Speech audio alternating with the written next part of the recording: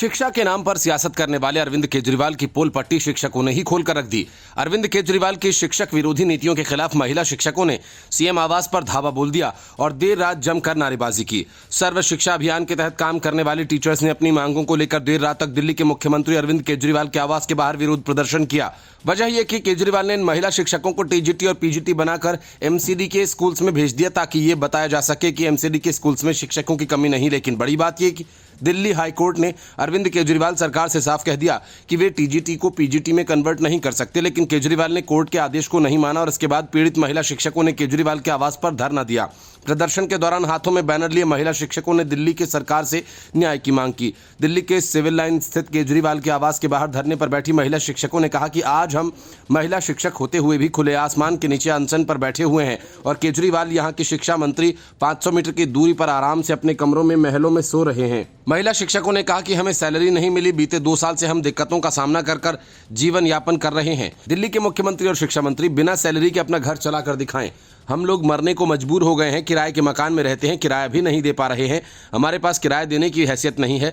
हमारा कोर्ट का ऑर्डर भी आया था कि टीजीटी को पीजीटी में कन्वर्ट नहीं कर सकते, लेकिन हाईकोर्ट के आदेश को न मानते हुए दिल्ली के मुख्यमंत्री अरविंद केजरीवाल ने नियमों को नजरअंदाज किया। महिला शिक्षकों ने कहा कि दिल्ली के मुख्यमंत्री इतनी डिक्टेटरशिप में आ गए हैं कि उन्होंने हमें टीजीटी से प्राइमरी टीचर बनाकर एमसीडी में ट्रांसफर कर दिया, सिर्फ ये दिखाने के लिए कि दिल्ली नगर निगम में टीचर्स की कोई कमी नहीं है और सब कुछ सुचारू रूप से चल रहा है, जबकि असलियत इन सब के उलट है। और एक तरफ दिल्ली सरकार महिला सशक्तिकरण की बात करती है और आज महिला टीचर आधी रात को सड़क पर अपने हक की जायज मांग को लेकर खुले आसमान के नीचे धरना देने को मजबूर हैं। धरना दे रही टीचर्स ने कहा कि हम अपना घर छोड़कर सड़क पर बैठे हैं, तो आप अंदाजा लगा सकते हैं कि हम कितने मजबूर हैं। सीएम और शिक्षा मंत्री से हमारी हाथ जोड़कर विनती है, कृपया हमारी मांगों को सुने और चुनावी माहौल से हटकर हम लोगों के बारे में सोचें।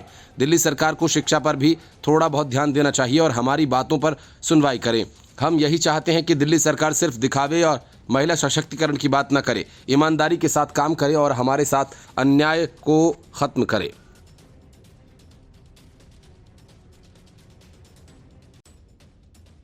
पिछले 10 सालों में दिल्ली को अवैध बांग्लादेशियों और रोहिंग्याओं का सबसे सुरक्षित ठिकाना बनाने वाले अरविंद केजरीवाल ने अब तक ये नहीं बताया कि वे अवैध नागरिक किसका रोजगार दबाए बैठे हैं और किसके घर में बसे हुए हैं। लेकिन जैसे ही देश में सीएए लागू किया गया, वैसे ही केजरीवाल सामने आकर ये रोने लगे कि इनको रोजगार कौन देगा, ये रहेंगे कहाँ। ये सब वोट बैंक मजबूत करने की बीजेपी की चाल है। असल में बांग्लादेशियों और रोहिंग्याओं के लिए सुरक्षित ठिकाना बन चुका दिल्ली, जिसे लेकर आम आदमी पार्टी की खामोशी तो अब तक जारी है। लेकिन सीएए का खुला विरोध करके अरविंद केजरीवाल ने एक तरह से उस बहस को ताज़ा कर दिया जिसका नुकसान आखिरकार आम आदमी पार्टी को ही उठाना पड़ेगा। सीएए के खिलाफ अरविंद केजरीवाल ने कहा कि सरकार देश में अपने लोगों को रोजगार नहीं दे रही, लेकिन पाकिस्तान, अफगानिस्तान और बांग्लादेश के लोगों को भारत में लाया जा रहा है। केजरीवाल ने कहा कि भाजपा वोट बैंक बनाने के लिए ऐसा कर रही है। उन्होंने ये भी कहा कि सीएए लागू होने से भारी भीड़ भारत में आएगी और ये देश के लिए खतरनाक है। अरविंद केजरीवाल ने बुधवार को एक प्रेस कॉन्फ्रेंस में कहा कि महंगाई और बेरोजगारी की बजाय केंद्र सरकार सीएए की बात कर रही है। उन्होंने कहा कि भाजपा की केंद्र सरकार ने सीएए का नोटिफिकेशन जारी किया है।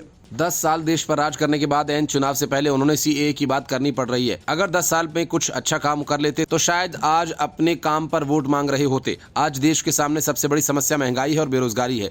किसी के लिए भी घर चलाना मुश्किल हो रहा है, इतनी महंगाई है। उधर हमारे युवा रोजगार के लिए दर-दर की ठोकरें खा रहे हैं। ऐसे में सरकार बेरोजगारी और महंगाई के बजाय सीएए की बात कर रही है। केजरीवाल ने कहा कि पाकिस्तान, बांग्लादेश और अफगानिस्तान के अल्पसंख्यकों को भारत में लाकर बसाया जाएगा, उन्हें रोजगार और घर दिया जाएगा। केजरीवाल ने कहा कि अजीब बात है ना, बीजेपी की सरकार से हमारे बच्चों को रोजगार नहीं दिए जा रहे, पाकिस्तान के लोगों को लाकर उनके बच्चों को रोजगार देंगे।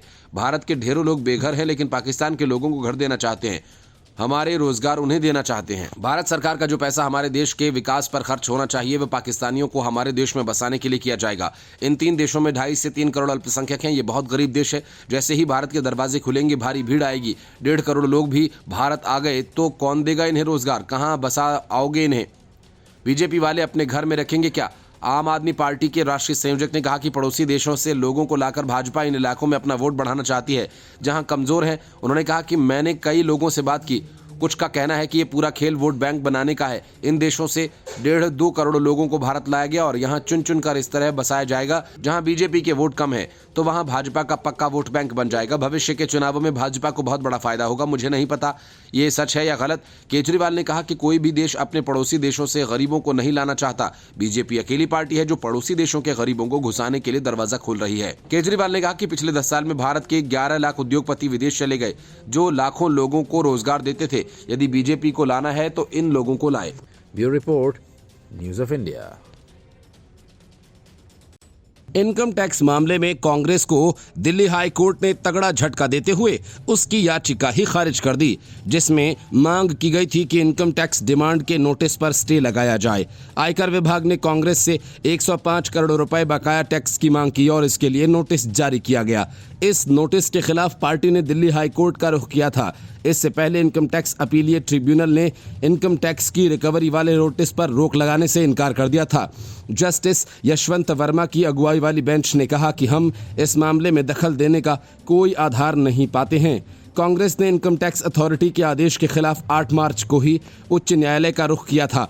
13 फरवरी को आईटी डिपार्टमेंट ने कांग्रेस के खिलाफ नोटिस जारी किया था। आयकर विभाग ने समीक्षाधीन वर्ष 2018-19 के लिए 100 करोड़ रुपए का नोटिस भेजा था। यही नहीं, इस मामले में इनकम टैक्स डिपार्टमेंट ने फरवरी में पार्टी के 4 बैंक खातों को सीज कर दिया था। पार्टी ने इसके बाद ट्रिब्यूनल का रुख किया था। कांग्रेस का कहना था कि यदि उनके अकाउंट्स को फ्रीज कर दिया गया तो पार्टी अपने बिल और कर्मचारियों को सैलरी भी नहीं दे पाएगी। इस मामले में इनकम टैक्स डिपार्टमेंट का कहना था कि कांग्रेस को 65 करोड़ रुपए की रकम सरकार को अदा करनी थी, जो उसने नहीं की। आयकर विभाग के अनुसार कांग्रेस पर कुल 103 करोड़ रुपए की रकम बकाया है, उसे अदा नहीं किया गया है, जिस पर 32 करोड़ रुपए का ब्याज बनता है।